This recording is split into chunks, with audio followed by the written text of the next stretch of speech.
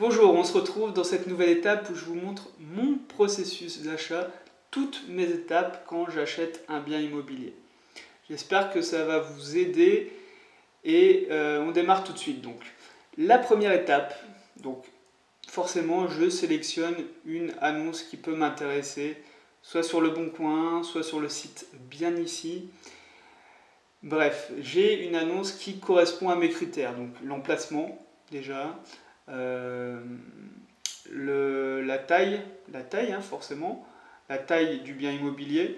Moi j'aime bien faire des colocations, donc il me faut au moins 70-85 mètres carrés minimum, je dirais, pour avoir 4 chambres en colocation. Je regarde le prix d'achat. Bizarrement, quand le prix d'achat est assez bas, on a encore plus de chances de faire baisser le prix de vente. Hein, c'est assez spécial, on n'y croit pas, mais tout simplement ça veut dire que le vendeur, il vend quelque chose déjà à un prix peut-être bas, parce qu'il a besoin de vendre. Donc c'est déjà un premier signe qu'il est pressé de vendre. On en a parlé, hein, soit il est remboursé, athée ou fatigué. Donc on va se présenter à l'agent immobilier, ça c'est important. On va lui expliquer en une demi-heure, donc soit juste avant de visiter le bien immobilier, donc vous demandez à le rencontrer dans son bureau et ensuite après vous irez en voiture voir le bien immobilier.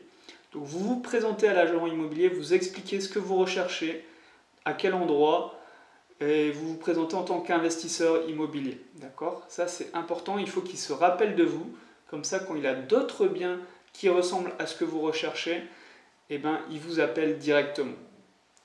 Ok ? Je peux vous dire que vous allez sortir du lot aussi en faisant ça, hein, parce qu'il y a énormément de rigolos qui appellent une agence immobilière simplement pour visiter un bien, mais en fait derrière ils ne veulent pas du tout acheter. Et ça, les agents immobiliers, ben, ils perdent leur temps avec ce genre de personnes. Alors que vous êtes un professionnel, vous lui montrez du sérieux et vous lui montrez que vous êtes engagé. Ensuite, ben, vous allez visiter ce bien immobilier forcément. Après cette visite, moi ce que je vous conseille et c'est ce que je fais, c'est que je fais une offre agressive. Alors bien sûr, il faut que le bien vous intéresse, hein. Ne faites pas ça si c'est inutile, même s'il accepte, vous n'achetez pas. Pour plein de raisons, hein. Peut-être que le bien ne correspond pas, il y a trop de travaux, voilà. Donc vous faites une offre agressive pour simplement tester le vendeur. D'accord ? Pour tester le vendeur, pour savoir s'il peut faire baisser son prix. Si il ne répond pas positivement, abandonnez. Ça veut dire que vous n'allez pas pouvoir baisser le prix de manière intéressante. Et donc, il n'y a pas moyen de négocier. Donc, cherchez un autre vendeur, tout simplement. Quand j'y fais une offre agressive, il faut avoir en tête déjà à peu près le prix auquel vous voulez acheter. Donc si vous voulez acheter à 80 000 euros, ne proposez pas 80 000 euros tout de suite. D'accord ? Parce que, on va le voir, mais il y a souvent un jeu d'offres et de contre-propositions. Offre et contre-offre. Donc il vaut mieux proposer une offre à 70 000 euros. Ça va vous laisser une marge de négociation pour atteindre votre prix minimum d'achat. Ou maximum d'achat plutôt. Parce que 80 000 euros c'est le prix max, si vous achetez en dessous, bien sûr vous êtes heureux. Là, on va obtenir une offre, une contre-proposition. Si on n'obtient pas de contre-proposition, je vous l'ai dit, vous changez de vendeur, vous cherchez un autre bien, tout simplement. Vous arrêtez de perdre votre temps. Vous obtenez une contre-proposition, et là, vous avez déjà une marge de négociation. Vous vous rendez compte si oui ou non, voilà, le vendeur peut négocier. Ça commence à devenir intéressant. Vous avez déjà fait baisser le prix de 10% environ. Peut-être plus, selon la contre-proposition que vous avez eue. Cette fois-ci seulement, vous faites passer des artisans. D'accord ? Vous demandez des devis d'artisans et vous dites à l'agent immobilier, c'est vrai, je me suis peut-être emballé, j'ai peut-être proposé un prix trop bas. Il faut que je revérifie la valeur du bien.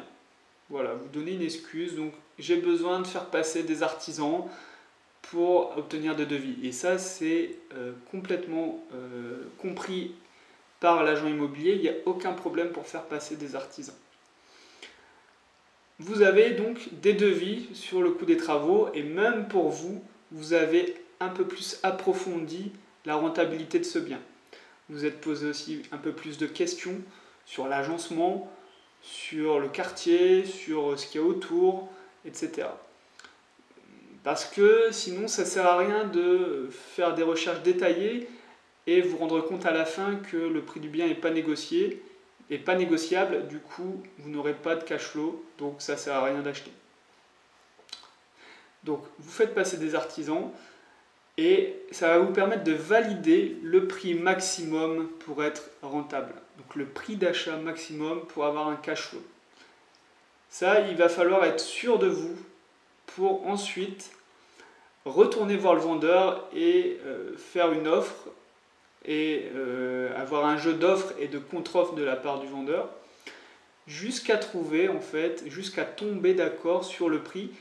Je le répète, hein, c'est le prix qui vous convient. D'accord ? C'est pas le prix qui convient au vendeur, c'est le prix qui vous convient pour avoir du cash flow. Si vous voulez 200 € de cash flow, c'est tel prix. Si vous voulez avoir 500 € de cash flow, c'est tel prix. Voilà, c'est comme ça que ça marche. C'est à vous vraiment de fixer le prix de vente, tout simplement.